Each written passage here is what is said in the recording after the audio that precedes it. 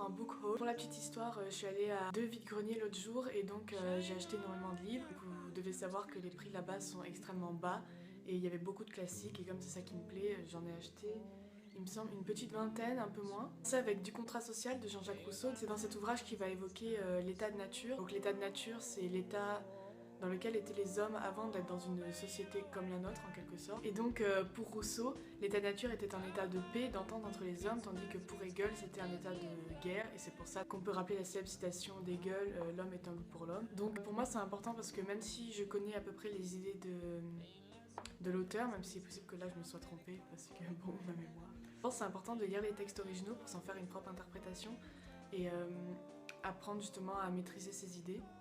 On continue donc avec Albertine disparue de Proust, donc c'est le 7e ouvrage des 8 livres qui constituent son œuvre À la recherche du temps perdu. Parce qu'en fait, Proust c'est donc un auteur qui m'intéresse énormément, on en parle beaucoup, c'est un pionnier de la littérature française et donc je trouve ça important de le lire. Et donc j'ai aussi acheté Du côté de chez Swann, qui est le premier roman de cette série, pour donc pouvoir la constituer en entier. Ensuite, du côté du théâtre, j'ai seulement acheté Électre de Jean Giraudoux. Cette pièce est basée sur un mythe de l'Antiquité. La mythologie étant un des grands sujets qui m'intéresse, forcément je me suis portée vers cet ouvrage-là. Donc j'aime bien voir la façon dont on réutilise les mythes dans la littérature plus moderne en quelque sorte, vu que là c'est du XXe siècle. Et ensuite j'ai acheté Le théâtre complet de Bertolt Brecht.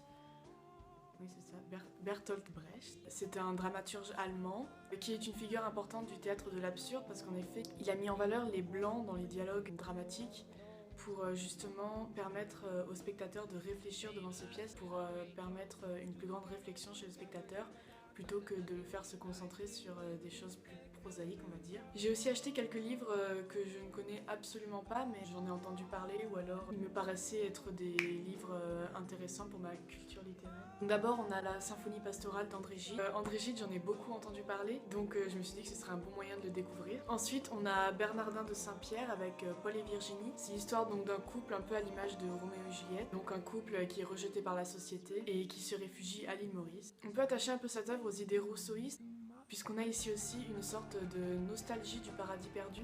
Il va se poser des questions sur la raison de leur séparation et pourquoi ça s'est terminé comme ça. Donc ça m'a intéressée parce que je sais que c'est un couple qui est assez connu dans le milieu littéraire, un peu moins que Roméo et Juliette, en tout cas un peu moins connu par ceux qui vont pas s'y intéresser, on va dire. C'est vrai que Roméo et Juliette ont été assez démocratisés, ils sont extrêmement connus,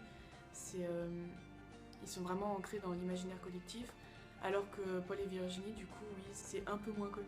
On a ensuite Sartre avec Le Mur. C'est un recueil avec 5 petites histoires. Sartre lui-même dit que ce sont 5 petites déroutes tragiques ou comiques. Étant donné que je connais pas énormément Sartre, je me suis dit que ce serait un bon moyen de voir un peu ce qu'il a dit d'autre que mettre en valeur l'engagement en art. J'ai ensuite acheté Bernard Werber, L'Empire des Anges. Donc je ne connais pas non plus, pas du tout Bernard Werber. J'en avais entendu parler sur une chaîne YouTube, il me semble. Le sujet m'intéressait parce qu'il va questionner un peu l'existence des anges, ou plutôt leur influence sur nous. Qu'est-ce qu'ils pensent de nous, par exemple, ce qu'ils peuvent faire pour nous aider, ce qu'ils attendent de l'humain en général. Et donc je pense que ça peut être très intéressant de s'attarder sur ces questions-là. C'est un bon moyen d'apprendre à connaître certaines spiritualités avec lesquelles on n'est pas souvent confronté. Et donc je pense que ça peut être très intéressant. Et la couverture était mignonne.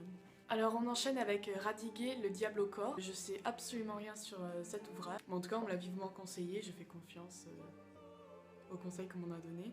Ensuite, dans les écrits philosophiques, j'ai acheté Le Prince de Machiavel. Donc Machiavel, tout le monde connaît un peu ses idées sur la politique et l'attitude à adopter en politique. Donc ici, il va vraiment parler de comment le prince doit agir face à sa cité. Et donc il faut savoir que l'adjectif machiavélique vient de Machiavel, justement parce que il va défendre par exemple les mensonges utiles à la société, donc que l'homme politique peut utiliser, et en quelque sorte valider certaines pratiques qui nous peuvent nous paraître invalides en quelque sorte. Ensuite de Stefan Zweig, j'ai acheté 3 mètres. Donc j'avais lu Le joueur d'échecs de cet auteur déjà et ça m'avait plu. Là j'ai vu que c'était un ouvrage concernant Dickens, Dostoïevski et Balzac, 3 auteurs que j'aime assez. Je connais pas vraiment Dickens, j'ai lu quelques extraits de ses œuvres mais c'est tout. Mais Dostoïevski et Balzac, c'est deux auteurs que j'aime énormément. Donc ici, Zweig va nous parler de la création romanesque à travers donc ces trois auteurs. Et donc le livre est divisé en trois parties, une pour chaque auteur.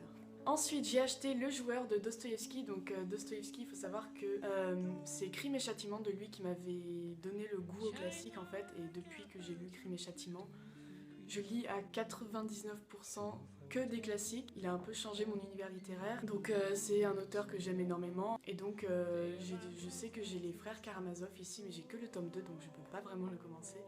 Donc voilà, j'ai pris celui-là. En plus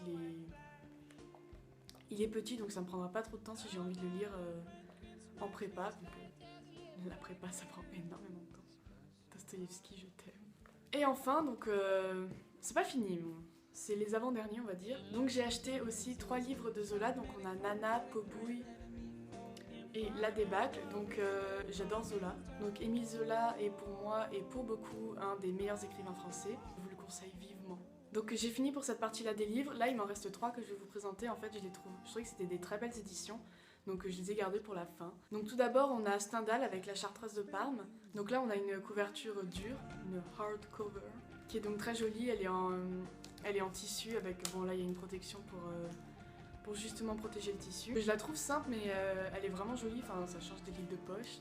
Et de Stendhal j'avais lu Le Rouge et le Noir, qui est un très très bon livre aussi. Bon et là c'est les 2 plus beaux livres que j'ai trouvés, donc les couvertures sont vraiment trop belle. Ici on a Alfred Musset, La Confession d'un enfant du siècle. Donc ça faisait longtemps que j'avais entendu parler de ce livre et j'avais vraiment envie de le découvrir parce que justement il va un peu parler de sa place dans l'époque dans laquelle il vit. Et enfin on a une magnifique édition d'Émile Zola, Au bonheur des dames. Donc encore une fois Zola, le meilleur. Et donc cette édition est vraiment trop belle. Je sais pas si je l'avais déjà en poche Au bonheur des dames, mais en fait je m'en fous parce que l'édition était juste vraiment belle. Donc ça me fait juste plaisir de l'avoir dans une belle édition et au pire je revendrai l'autre. Voilà, donc c'est tout pour ce book haul de du coup juillet 2016. Il y avait beaucoup de livres mais justement j'en avais acheté beaucoup. Je me suis dit que pour une première vidéo ce serait intéressant. Comme ça vous voyez un peu l'étendue de mes goûts. Alors il faut savoir que je lis pas que des classiques. Il m'arrive de lire d'autres livres quand même. Quoi qu'il en soit, je pense que je vous ferai éventuellement une vidéo où je me présente plus, où je vous donne mes goûts, peut-être mes œuvres préférées, comme ça ce sera plus pratique que de tout faire en une vidéo. Donc j'espère que ça vous a plu et à bientôt.